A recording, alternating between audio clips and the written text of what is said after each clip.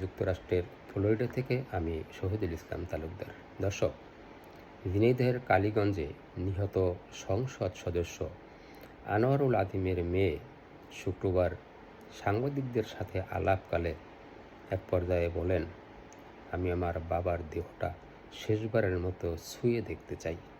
আচ্ছা বলুন তো, ও কি খুব একটা বেশি আবদার করেছে?